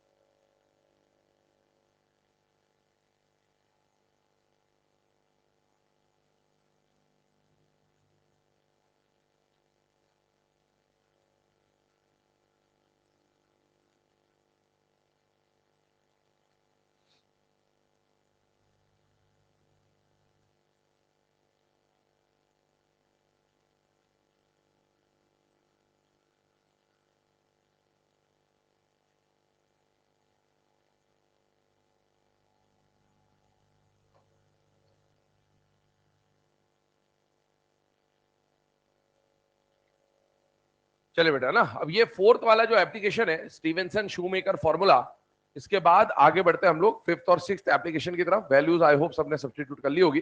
अब इसके बाद कैलकुलेशन आप करते रहना, ट्राई करते रहना उसमें। आइए बढ़ते हैं अगले एप्लीकेशन की तरफ। बेटा 5वें नंबर पे जो एप्लीकेशन हमें पढ़ना है वो एप्लीकेशन कौन सा आता है बेटा, बॉन्ड पोलैरिटी का। और इसी से मिलता जुलता एक और एप्लीकेशन हम इसके बाद पढ़ेंगे, वो होगा बॉन्ड एनर्जी का। आपके सामने एक रिलेशन लिख रहा हूं मैं, और वो रिलेशन क्या है ध्यान से देखिएगा। बॉन्ड पोलैरिटी का इलेक्ट्रोनेगेटिविटी पे क्या डिपेंडेंसी होता है वो देखिए। Bond polarity is directly proportional to delta EN. ध्यान सुन लेना, bond polarity is directly proportional to EN बोला है या डिफरेंस ऑफ ईएन बोला है, डिफरेंस ऑफ ईएन। आपके सामने एक एग्जांपल ले रहे हैं हम लोग, और ये एग्जांपल मतलब आपका लास्ट तक साथ निभाएगा पूरे इनऑर्गेनिक केमिस्ट्री में। बहुत बार ये एग्जांपल आपको देखने को मिलेगा, अलग अलग जगहों पर देखने को मिलेगा।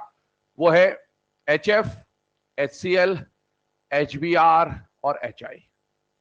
चलिए इनके ऊपर बात करेंगे हम लोग, ध्यान सुनेगा बेटा। HF की बात करें, बताइए हाइड्रोजन मेटल है कि नॉन मेटल है बेटा, नॉन मेटल। और फ्लोरीन, क्लोरीन, ब्रोमीन, आयोडीन भी क्या बेटा, non metal. Non metal, non metal का bond covalent covalent covalent covalent, ठीक है। इसका मतलब है यहाँ पर एक बात समझ में आती, शेयरिंग होगा। और बेटा हाइड्रोजन और फ्लोरीन के बीच में कैसा बॉन्ड बनता है बेटा, सिंगल बॉन्ड बनता है, इतना आई होप सबको पता होगा। HCl के बीच में कैसा बॉन्ड बनता है बेटा, सिंगल बॉन्ड बनता है। HBr के बीच में सिंगल बॉन्ड बनता है, और HI के बीच में भी सिंगल बॉन्ड बनता है। अब मुझे बताइए, अगर मैं इसके ईएन की बात कर रहा हूं तो बेटा हाइड्रोजन का ईएन कितना होता है, 2.1। फ्लोरीन का क्या होता है, 4। ये होता है 2.1, ये 3, ये 2.1, ये 2.8, और ये 2.1 और ये 2.5। मुझे बताइए इन चारों में से अगर मैं इंडिविजुअली बात कर रहा हूं, हाइड्रोजन और फ्लोरीन में से मोर इलेक्ट्रोनेगेटिव कौन है, फ्लोरीन। हाइड्रोजन क्लोरीन में से क्लोरीन, हाइड्रोजन ब्रोमीन में से ब्रोमीन, हाइड्रोजन आयोडीन में से आयोडीन। क्या चारों में हाइड्रोजन और हेलोजन में से हेलोजन की इलेक्ट्रोनेगेटिविटी ज्यादा है या कम है बेटा, ज्यादा है। जिसकी इलेक्ट्रोनेगेटिविटी वो इलेक्ट्रॉन खींचेगा या जाने देगा बेटा, खींचेगा। फ्लोरीन खींचेगा तो फ्लोरीन पे माइनस आएगा और हाइड्रोजन पे प्लस आएगा। इसमें क्लोरीन खींचेगा तो माइनस आएगा और प्लस आएगा। इसमें ब्रोमीन खींचेगा तो माइनस और प्लस आएगा, और इसमें आयोडीन खींचेगा तो माइनस और प्लस आएगा। ये जो चार्ज का सेपरेशन हुआ है, कल भी इस टर्म को मैंने यूज किया था। अगर किसी भी बॉन्ड में चार्ज सेपरेशन होता है, इसका मतलब है चार्ज अलग अलग होते हैं, इसका मतलब है इस बॉन्ड में पोलैरिटी आ गई है। क्या आ गई है, पोलैरिटी। ऐसे बॉन्ड को कल हमने लिखा था पोलर बॉन्ड बोलते हैं। क्या बोलते हैं, पोलर। क्या इस बॉन्ड में पोलैरिटी आ रही कि नहीं आ रही, आ रही है। तो बॉन्ड में जो पोलैरिटी आती है ना, वो किसके वजह से आती है, ईएन डिफरेंस की वजह से। अगर दो एटम के ईएन में ईएन सेम होगा तो ना प्लस आएगा ना माइनस आएगा। लेकिन अगर दो बॉन्ड के ईएन में डिफरेंस है तो जिसका ईएन ज्यादा होगा वो माइनस लेके बैठ जाएगा, और जिसका ईएन कम होगा वो प्लस लेके बैठ जाएगा। मतलब बॉन्ड पे क्या आ जाएगी बेटा, पोलैरिटी आ जाएगी। ध्यान सुनना एक और बात, अभी ये जो बात समझी, इस पे भी पोलैरिटी आ गई, इस पे भी पोलैरिटी आ गई, इस पे भी पोलैरिटी आ गई, और इस पे भी पोलैरिटी आ गई। लेकिन एक बात बताओ मुझे, इनमें से फ्लोरीन भी खींच रहा है, क्लोरीन भी खींच रहा है, ब्रोमीन भी खींच रहा है, और आयोडीन भी खींच रहा है। लेकिन क्या चारों बराबर रूप से खींचेंगे, अलग अलग खींचेंगे, अलग अलग। यहां पर तो कॉमन हाइड्रोजन है, और इनके खींचने की ताकत अलग है बेटा। फ्लोरीन की ताकत, क्लोरीन की ताकत, ब्रोमीन की ताकत और आयोडीन की ताकत। सबसे ज्यादा पावरफुल लाठी किसकी बेटा, फ्लोरीन की। इसका मतलब है सबसे ज्यादा इलेक्ट्रॉन खींचने का काम फ्लोरीन करेगा, उससे कम इलेक्ट्रॉन खींचने का काम क्लोरीन करेगा, उससे कम इलेक्ट्रॉन खींचने का काम ब्रोमीन करेगा, और सबसे कम इलेक्ट्रॉन खींचने का काम आयोडीन करेगा। जितना ये ज्यादा इलेक्ट्रॉन अपनी तरफ खींचेगा उतना इलेक्ट्रॉन इस पे बढ़ जाएगा, और उतना इलेक्ट्रॉन इस पे कम भी तो हो जाएगा। इसका मतलब है जितना इस पे माइनस आ रहा है उतना ही इस पे प्लस भी आता जाएगा। जितना उस पे माइनस है उतना ही इस पे प्लस भी आता जाएगा। अब आप देखो यहां भी 4 सेपरेशन हुआ, यहां भी 4 सेपरेशन हुआ, 4 सेपरेशन हुआ, 4 सेपरेशन हुआ, यहां भी पोलैरिटी आई, पोलैरिटी आई, पोलैरिटी आई, पोलैरिटी आई, लेकिन सबसे ज्यादा पोलैरिटी कहां पर आई? पहले वाले में कि आखिरी वाले में? पहले वाले। और क्यों आया? क्योंकि आप जब इसका डेल्टा EN निकालोगे तो बेटा यहां पर डेल्टा EN आएगा 1.9, यहां पर डेल्टा EN आएगा 0.9। हमेशा हायर माइनस लोअर करना, वो चाहे कोई भी हो। यहां पर आएगा 0.7 और यहां पर आएगा 0.4। जिसका डेल्टा EN ज्यादा उसकी बॉन्ड पे पोलैरिटी भी ज्यादा, और जिसका डेल्टा EN कम उसकी बॉन्ड की पोलैरिटी भी कम। और यही बात हमने यहां पर लिखी है कि डेल्टा EN और बॉन्ड पोलैरिटी एक दूसरे के क्या होंगे बेटा? Directly proportional. नोट डाउन कर लीजिए इसे।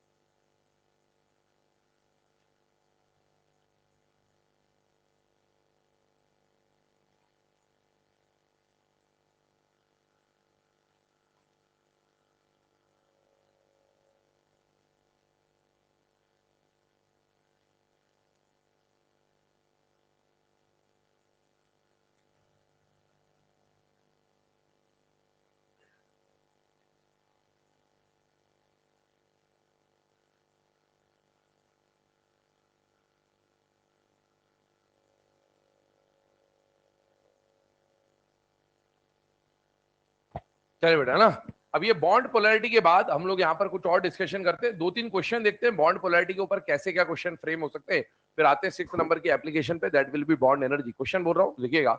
विच of the following bond is most polar? Question लिखिएगा, which of the following bond is most polar? Which of the following bond is most polar? Which of the following bond is most polar? ठीक है, options बोल रहा हूं। अब जब मैं option बोलूंगा ना, इधर देखो, मैं बोलूंगा जैसे HF, तो आपको कैसे लिखना है? H बॉन्ड F, है ना, डैश बना के लिखना है। तो पहला जो ऑप्शन है that is HF, H bond F। अगला लिखना है H बॉन्ड Cl। अगला है P बॉन्ड H, फास्फोरस और हाइड्रोजन, HF HCl PH। और आखिरी ऑप्शन है SiF, सिलिकॉन और fluorine, SI bond F। Correct answer कौन सा हो जाएगा? फर्स्ट वाला करेक्ट आंसर है। फोर्थ, फोर्थ है। दिखावों पे ना जाएं, अपनी अकल लगाएं। अपन ने HF क्यों बोल दिया? क्योंकि अभी HF पढ़ाया थोड़ी देर पहले आपको, बस ऐसे ही होता है एग्जाम में। एग्जाम में क्या होता है, अपन जो लास्ट में पढ़ के जाते हैं ना, बस वो दिख जाए अपने को, तो सारी चीजों का आंसर वही होता है। आपको बॉन्ड पोलैरिटी निकालनी है तो आपको क्या निकालना है? डेल्टा ही है। HF HCl HBr HI में HF सबसे ज्यादा होता है, लेकिन इसका मतलब ये थोड़ी कि सारे बॉन्ड्स में ये ज्यादा होगा। तो जो ऑप्शन दिए गए उसको सॉल्व करेंगे जब, तो SiF का जो बॉन्ड पोलैरिटी वो सबसे ज्यादा मिलेगा।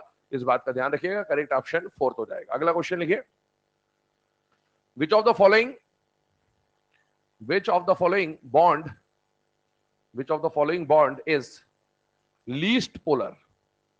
Which of the following bond is least polar? Which of the following bond is least polar? Option वही चारों हैं, ऑप्शन वही चारों। करेक्ट ऑप्शन कौन सा हो जाएगा? सी, PH।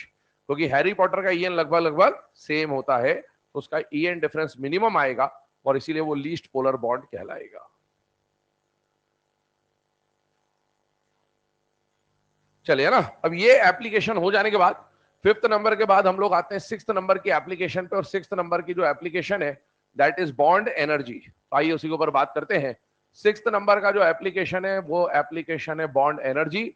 आपके सामने एक रिलेशन लिखा जा रहा है, bond energy is directly proportional to delta EN, और क्वेश्चन जो है या एग्जांपल जो है वो यही है। ध्यान से सुनिएगा, पहले मैं इसका ऑर्डर बना देता हूं। क्या इन चारों में HF, HCl, HBr, HI में सबसे ज्यादा डेल्टा EN इसका है या नहीं है बेटा? है। और हमने क्या लिखा है, जितना ज्यादा डेल्टा EN होगा उतना ज्यादा बॉन्ड एनर्जी होगा। मतलब इस बेसिस पे HF की बॉन्ड एनर्जी सबसे ज्यादा, HCl की बॉन्ड एनर्जी उससे कम, HBr की बॉन्ड एनर्जी उससे कम, और HI की बॉन्ड एनर्जी उससे भी कम हो जाएगी। ये हमने यहां डिस्कस किया, ठीक है। लेकिन एक बात समझो जरा ध्यान से, वो बात क्या है?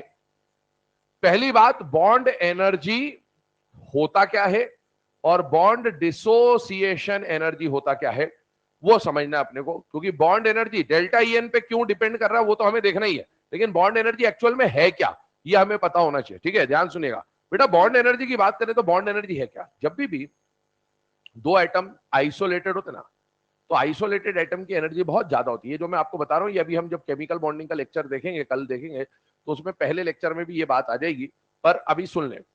दो एटम जब होते हैं तो एटम जब बॉन्ड बनाता है ना, तो बॉन्ड बनाने के लिए एटम को पास आना होगा कि दूर जाना होगा बेटा? पास आना होगा। पास आने का मतलब अट्रैक्शन हुआ कि रिपल्शन हुआ? अट्रैक्शन। इसका मतलब है मान लो दो एटम है A और B, और उन्हें बॉन्ड बना है, तो बॉन्ड बनाने के लिए उनको आपस में क्या करना पड़ेगा? अट्रैक्शन। जब जब अट्रैक्शन होगा तब तब एनर्जी रिलीज होगी। तो दो एटम बॉन्ड बनाते वक्त जितनी एनर्जी रिलीज कर रहे हैं ना, उस रिलीज एनर्जी को क्या बोलते हैं बेटा? Bond energy. The amount of energy release during formation of bond is known as bond energy. तो बॉन्ड एनर्जी क्या होती है बेटा? एब्सॉर्ब्ड एनर्जी की रिलीज एनर्जी बेटा? Release energy. दो एटम जब बॉन्ड बना रहे होते ना, दो एटम मान लो A और B हैं, अकेले बैठे हुए थे और इन्होंने आपस में बॉन्ड बनाने का सोचा, तो बॉन्ड बनाने के लिए नजदीक आए, इनमें अट्रैक्शन हुआ, और जब जब अट्रैक्शन हुआ तब तब एनर्जी रिलीज हुई। तो बॉन्ड बनाते वक्त जितनी एनर्जी रिलीज हुई, उस रिलीज एनर्जी को हम लोग क्या बोलते हैं बेटा? Bond energy. अब मुझे बताओ, A और B ने आपस में अट्रैक्शन करके एक बॉन्ड बना लिया AB टाइप का, और उसमें जो एनर्जी रिलीज हुई उसको हमने क्या बोलते हैं बेटा? Bond energy. मान लो ये एनर्जी कितनी थी? 100। अगर यही 100 एनर्जी इसको वापस दे दी जाए तो ये बॉन्ड टूट जाए, और A अपने रास्ते चला जाएगा और B अपने रास्ते चला जाएगा। और इस बॉन्ड को तोड़ने के लिए जो एनर्जी आपने दी उसको क्या बोलोगे बेटा? Bond dissociation energy. ये भी कितनी है? ये भी 100। ये और ये बराबर है, चाहे मैं बॉन्ड एनर्जी बोलूं आगे से, चाहे मैं बॉन्ड डिसोसिएशन एनर्जी बोलूं आगे से, दोनों सेम है। बस कहानी वो है, कल हमने relation between I and EN पढ़ा था। ये एंडो तो ये एक्सो, ये एक्सो तो ये एंडो, ये बस वही है। जब आप A और B को मिलाकर AB का फॉर्मेशन कर रहे हैं, तो यहां बॉन्ड बना रहे हो या तोड़ रहे हो? बना रहे हो। जब जब बॉन्ड बनेगा अट्रैक्शन होगा, अट्रैक्शन होगा, एनर्जी रिलीज होगी। ये रिलीज होने वाली एनर्जी क्या कहलाएगी? Bond energy. और जब बॉन्ड को तोड़कर यहां ले जाना होगा तो ये एब्सॉर्ब होने वाली एनर्जी क्या कहलाएगी? Bond dissociation energy. दोनों का मैग्नीट्यूड हमेशा बराबर होगा। मैं चाहे बॉन्ड एनर्जी बोलूं आगे से, चाहे बॉन्ड डिसोसिएशन एनर्जी बोलूं, दोनों का मीनिंग आपको सेम ही मानना है, दोनों का ऑर्डर हमेशा सेम होगा। अब आइए सुनिए इसको, अब इसको समझते हैं। EN पे क्या आया, अब मुझे बताओ, इस पर चार्ज सेपरेशन ज्यादा है कि कम है? ज्यादा है। और इसका चार्ज सेपरेशन ज्यादा है या कम है? कम है। प्लस और माइनस में अट्रैक्शन होगा कि रिपल्शन होगा? प्लस और माइनस में क्या होगा? अट्रैक्शन। लेकिन कूलम्स लॉ आपने पढ़ लिया, बताइए यहां पर मैग्नीट्यूड ऑफ चार्ज ज्यादा है कि कम है? और ऑपोजिट चार्ज का मैग्नीट्यूड ज्यादा है, तो अट्रैक्शन ज्यादा होगा कि कम होगा? ज्यादा। जब जब अट्रैक्शन होगा एनर्जी रिलीज होगी, उसे रिलीज होने वाली एनर्जी को क्या बोल रहा हूं? Bond energy. और जब ज्यादा अट्रैक्शन होगा, जितना ज्यादा अट्रैक्शन होगा उतनी ज्यादा एनर्जी रिलीज होगी। क्या यहां पर ज्यादा अट्रैक्शन है या यहां पर ज्यादा अट्रैक्शन है? पहले वाले में, आखिरी वाले में? पहले वाले में। जब जब अट्रैक्शन होगा एनर्जी रिलीज होगी, और जितना ज्यादा अट्रैक्शन होगा उतनी ज्यादा एनर्जी रिलीज होगी। और वो ज्यादा रिलीज होने वाली एनर्जी को ही तो हम लोग क्या बोल रहे हैं बेटा? Bond energy. मतलब HF की बॉन्ड एनर्जी क्या होगी? ज्यादा। इसमें भी अट्रैक्शन है, यहां भी एनर्जी रिलीज होगी, लेकिन चारों के मुकाबले इसका अट्रैक्शन सबसे कम है। जितना कम अट्रैक्शन होगा उतनी कम एनर्जी रिलीज होगी, और इसलिए HI की बॉन्ड एनर्जी क्या हो जाएगी? मिनिमम। ये मैंने बॉन्ड एनर्जी समझाया, अब इसको बॉन्ड डिसोसिएशन एनर्जी समझ लो बेटा। क्या यहाँ पर प्लस माइनस ज्यादा है या कम है? ज्यादा है। अट्रैक्शन ज्यादा होगा कि कम होगा? ज्यादा होगा। ज्यादा होगा तो बॉन्ड स्ट्रांग होगा कि वीक होगा? स्ट्रांग होगा। ये वाला बॉन्ड वीक होगा। बताइए, अगर बॉन्ड स्ट्रांग है तो तोड़ने के लिए एनर्जी ज्यादा लगेगी कि कम लगेगी? ज्यादा। उसी एनर्जी को आप बॉन्ड एनर्जी बोल दो, चाहे बॉन्ड डिसोसिएशन एनर्जी बोल दो, ज्यादा है और वो कम है। नोट डाउन कर लीजिए इसे।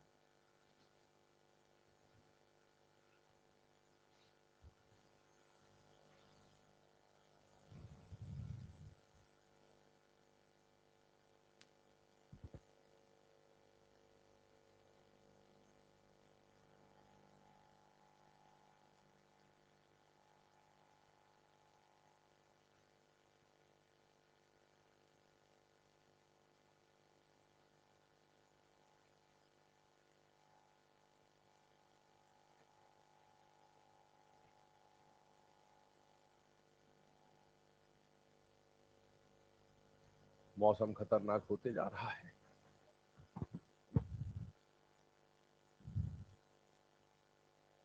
बारिश चालू नहीं हुई, बस मौसम ही खतरनाक हो रहा है।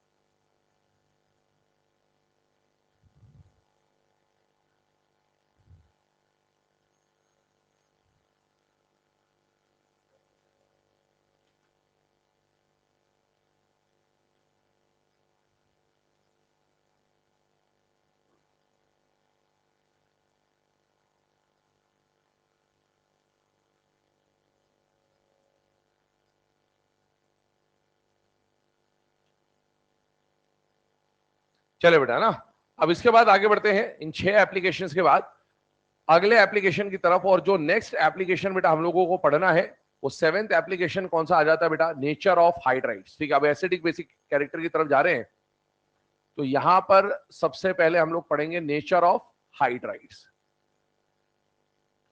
चलिए नेचर ऑफ हाइड्राइड्स के बारे में बात करते हैं। सबसे पहली बात, आपको एसिडिक और बेसिक कैरेक्टर वाला ये जो पार्ट हम लोग पढ़ रहे हैं, ये सबसे इंपॉर्टेंट पार्ट है बेटा पूरे चैप्टर का। और ऐसा बोलूं कि इनऑर्गेनिक केमिस्ट्री के अगर आपको 5 सबसे इंपॉर्टेंट टॉपिक्स लेने, तो उनमें से ये एक टॉपिक है, मतलब जिनमें से लगभग आपको हर साल क्वेश्चन देखने को मिलेगा। वो टॉपिक कौन सा होता है बेटा, nature of hydrides, oxides and hydroxide. मैं यहां पर स्लाइड एक अलग से ले रहा हूं, टॉपिक पे ऊपर आते हैं, अभी समय कम है, तो मैं पहले थोड़ा सा आपको एक जनरल ब्रीफ आइडिया दे रहा हूं। बेटा आपको सिलेबस में जब भी एसिडिक या बेसिक कैरेक्टर का क्वेश्चन आएगा, बहुत ध्यान सुन लेना और ध्यान समझ लेना इस बात को। जब भी आपको सिलेबस में एसिडिक या बेसिक का क्वेश्चन आएगा, तो ये एसिडिक या बेसिक कैरेक्टर का क्वेश्चन आपको फिजिकल केमिस्ट्री में से आ सकता है, आपको इनऑर्गेनिक केमिस्ट्री में से आ सकता है, और आपको ऑर्गेनिक केमिस्ट्री में से भी आ सकता है। मतलब तीनों में एसिडिक बेसिक के कुछ कुछ पोर्शंस अवेलेबल हैं। आपको इनऑर्गेनिक केमिस्ट्री में जब हम बात करेंगे, जहां पर जिसकी बात आएगी वो आपको बताया जाएगा। जैसे इक्विलिब्रियम जब पढ़ोगे तो आपको इसके बारे में बात करेगा। ऑर्गेनिक केमिस्ट्री में जब आप है ना सारे इफेक्ट्स वगैरह पढ़ लोगे तो एसिडिक बेसिक कैरेक्टर के ऊपर बात होगी। इनऑर्गेनिक में अगर एसिडिक बेसिक का क्वेश्चन आता है ना, तो वो क्वेश्चन या तो आपको हाइड्राइड्स को लेकर बनाएगा, या वो क्वेश्चन आपको ऑक्साइड्स को लेकर बनाएगा, या वो क्वेश्चन आपको हाइड्रो ऑक्साइड्स को लेकर बनाएगा। ध्यान सुन लीजिएगा, आपको एग्जाम में जब एसिडिक बेसिक का क्वेश्चन आया, तो उस क्वेश्चन को देखकर चालू हो गया माहौल। बारिश अभी भी नहीं आ रही, तूफान आ रहा है।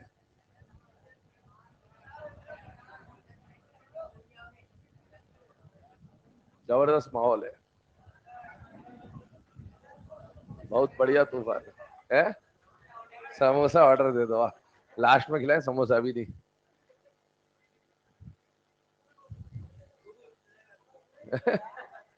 हाँ,